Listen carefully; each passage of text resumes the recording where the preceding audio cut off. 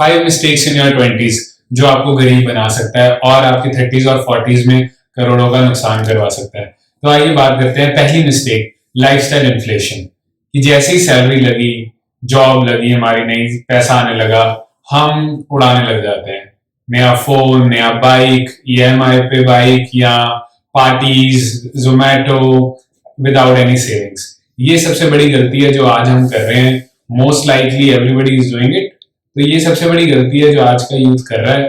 Because क्या रहता है, सेविंग्स हमारी जीरो रहती है और हम लाइफस्टाइल को अपग्रेड कर देते हैं। इससे क्या होता है कि आप रिचर तो फील करते हो बट आप एक्सपेंसिव गरीब बन रहे हो। तो पहला आपका टारगेट ये होना चाहिए कि जैसे ही आपकी सैलरी आ रही है, जॉब लग रही है, आप सेविंग जरूर स्टार्ट कीजिए। उड़ाएं बट उतना उड़ाएं कि आपकी सेविंग्स भी हो रही है। कितनी सेविंग्स होगी हम बात करते हैं आगे।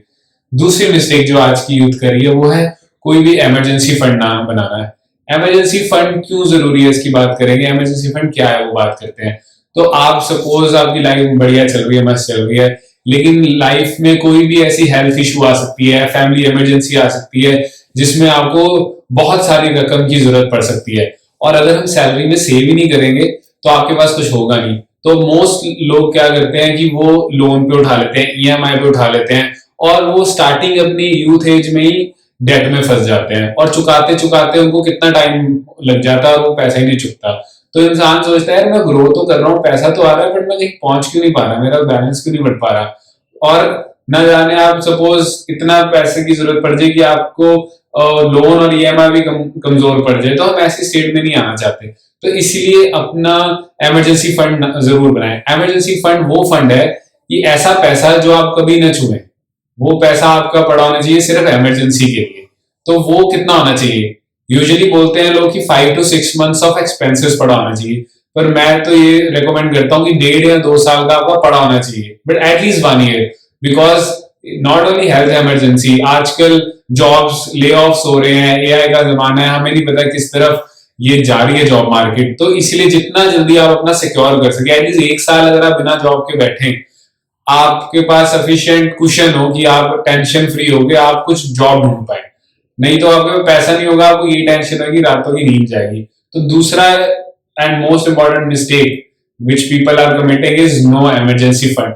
तो इमरजेंसी फंड जरूर बनाइए। और तीसरी मिस्टेक जो हमने पिछले मिस्टेक में भी बात करी कि आप लोन ट्रैप और ईएमआई ट्रैप में फंस जाना। हम क्या सोचते हैं अभी ले लेते हैं, बाद में ईएमआई दे देंगे, पर ईएमआई लेना मतलब आपने अपनी फ्यूचर इनकम को भी बेच दिया। तो ये बहुत ही डेंजरस चीज है। और दूसरा कि आप क्रेडिट कार्ड ले लेते हैं अर्ली एज में without understanding implication of credit card, बिना उसके समझे कि अगर आप क्रेडिट कार्ड को एफिशिएंटली यूज नहीं करते हैं तो उसका इंटरेस्ट ही इतना ज्यादा हाई होता है कि आपको चुकाते चुकाते बहुत टाइम हो जाएगा अगर आप टाइमली उसको नहीं करते। हाँ, अगर आप क्रेडिट कार्ड सही तरीके से यूज करें तो वो आपके लिए बहुत ही फायदेमंद भी हो सकता है, लेकिन पहले उसको समझिए कि क्रेडिट कार्ड क्या चीज है और आप कब ऐसा स्टेट आया और आप कब लेना चाहिए उसको। एक तो एक ये भी चीज हो रही है कि हमारे डिजिटल मनी है। पहले क्या होता था, आप 10,000 की कोई चीज ले रहे हो या 5,000 की कोई चीज ले रहे हो, हम देखते थे कि 500 के देखो कितने नोट जा रहे हैं, हमारे 10 नोट जा रहे हैं, ठीक है। तो हमें पता लगता था, फिजिकल पैसा हाथ में आता था तो हमें पता लगता था कि यार पैसा जा रहा है। आजकल के क्रेडिट कार्ड स्वाइप किया, हमें वो नजर ही नहीं आता है। तो ये भी एक डिसएडवांटेज हो जाता है। इसीलिए आपको हमेशा सोचना है कि मैं जब भी क्रेडिट कार्ड पे स्पेंड करने लगा हूं, वही चीज पे आप खर्चिए क्रेडिट कार्ड से जब आपके पास उतना आप कैश से दे पाए। अगर आप आज उसकी कैश में पेमेंट कर सकते हैं तो yes, go and by that thing with your credit card, चाहे वो बाइक हो, चाहे वो फोन हो। अगर आपके पास लाख का आपने लेना है बाइक, आप ईएमआई पे लीजिए, बस आप ये इंश्योर कीजिए आपका पैसा उतना बड़ा होना चाहिए apart from your emergency fund. Fourth mistake very common जो हर कोई कर रहा है वो है इन्वेस्टिंग को डिले करना। हम सोचते हैं यार हमारी सैलरी बहुत कम है, 25,000 या 30,000, तो क्या इन्वेस्ट करना, सैलरी बढ़ने दो। प्रॉब्लम ये नहीं है कि आप कितना इन्वेस्ट कर रहे हो, प्रॉब्लम ये है कि आप कब इन्वेस्ट कर रहे हो। अगर आप 22 या 23 एज पे आप इन्वेस्ट करना स्टार्ट कर रहे हो, लेट्स से 5,000 वर्सेस आप 28 एज पे आप इन्वेस्ट करना स्टार्ट कर रहे हो, जो 5 साल का कंपाउंडिंग है ना वो बहुत ज्यादा हो जाता है। तो वो टाइम से बहुत ज्यादा ड्राइव होती है वो चीज कि आप जितनी जल्दी आप स्टार्ट करते हैं उतना जल्दी आपका पैसा ग्रो करता है, और जितना लेट आप देंगे उतना लेट कंपाउंडिंग इफेक्ट आना पड़ेगा। तो आप चाहे जितनी भी आपकी सैलरी है, लेट्स मिनिमम से मिनिमम 15,000 20,000 से भी आप मान के चले 10% जरूर इन्वेस्ट कीजिए, मे बी 2,000 3,000 जितना आपके एक्सपेंसेस आपको अलाउ करते हैं। अगर आपको समझ नहीं आता किसमें, एफडी में लगाइए। अगर एफडी पे भी नहीं आप लगाना चाहते, ज्यादा इंटरेस्ट चाहते हैं, तो आप म्यूचुअल फंड में कीजिए। अगर आप म्यूचुअल फंड नहीं समझते कौन सा है, आप इंडेक्स फंड में लगा दीजिए, निफ्टी 50 इंडेक्स फंड। 20s में एक चीज आपके पास एक्स्ट्रा होती है 30s और 40s के कंपैरिजन में, वो है टाइम। तो उस टाइम को जरूर लेवरेज करो। अगर आपकी अभी अभी जॉब स्टार्ट हुई है तो इन्वेस्ट करना जरूर स्टार्ट कीजिए। आप रिग्रेट नहीं करोगे ये डिसीजन को, और आप देखोगे व्हेन यू रीच 30-32 आपका पैसा बहुत मल्टीफोल्ड हो चुका होगा। और जैसे आपकी सैलरी भी इंक्रीमेंट हो रही है, आप उसको भी बढ़ाते रहो, अपनी एसआईपीस को या अपनी इन्वेस्टमेंट्स को। आप देखेंगे आपका पैसा वहां पड़ा पड़ा कॉर्पस इतना ग्रो कर जाएगा, and you will be thankful to yourself कि आपने ये डिसीजन लिया। पांचवी और आखिरी मिस्टेक आज की, फोमो इन्वेस्टमेंट्स।